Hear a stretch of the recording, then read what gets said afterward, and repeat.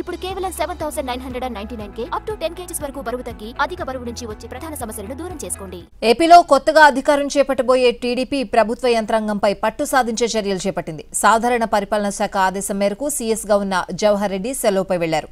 అటు మరో ఐఏఎస్ అధికారి రావత్ కూడా సెలవుపై వెళ్లారు. ఇటు చంద్రబాబును కలిసేందుకు ప్రయత్నించిన కొందరు అధికారులకు చేదు అనుభవం ఎదురైంది. ఇక రాజీనామా చేయని ప్రభుత్వ సలహాదారులను కూడా తొలగించారు. టీచర్ల బదిలీలకు కూడా బ్రేక్ పడింది.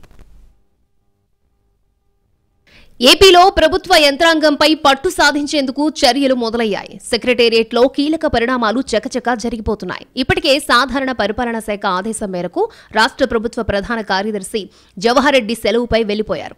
ఈ నెలాఖరున ఉద్యోగ విరమణ చేయనున్నారు జవహర్ రెడ్డి. ఆర్థిక శాఖ ప్రత్యేక ప్రధాన కార్యదర్శి రావత్ కూడా సెలవుపై వెళ్లారు. అనారోగ్య కారణాలతో లీవ్ పెట్టినట్లు తెలిసిందే. జవహర్ రెడ్డి సెలవుపై వెళ్లడంతో కొత్త సీఎస్ను నియమించే అవకాశం ఉంది.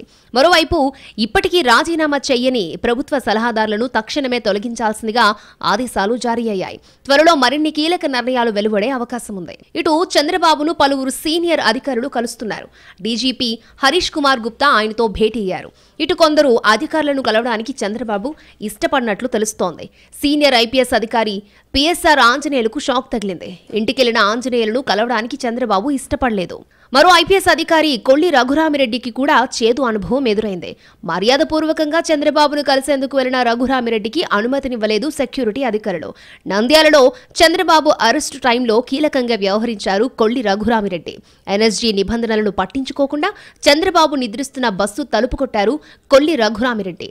ఎన్నికల్లో వైసీపీ విధేయుడుగా ఉన్నాడన్న ఆరోపణలతో రఘురామిరెడ్డిపై ఈసీ కొరడా జలిపించింది. ఇటు సిఐడి చీఫ్ సంజయ్ కారును కూడా కరకట్ట వద్ద ఆపేసిన పోలీసు అధికారులు వెనక్కి పంపారు. వీరంతా గత అధికార వైసీపీతో అంటకాగుతూ టీడీపీని ఇబ్బందులు పెట్టినట్లుగా విమర్శలున్నాయి.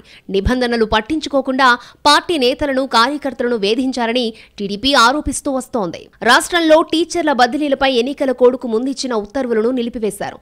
ఎలాంటి బదిలీలు చేపట్టొద్దని పాఠశాల విద్యా కమిషనర్ ఎస్ సురేష్ కుమార్ డీఈఓలను ఆదేశించారు. ఎన్నికలకు ముందు మొత్తం 1800 మంది టీచర్లను బదిలీ చేయాలని గత ప్రభుత్వం ఉత్తర్వులిచ్చింది. సీఎం పేషీలోని కొందరు అధికారుల ఒత్తిడితో పైర్వీలు సిఫార్సులు జరిగాయనే ఆరోపణలు రావడంతో ఈ నిర్ణయాన్ని తీసుకుంది.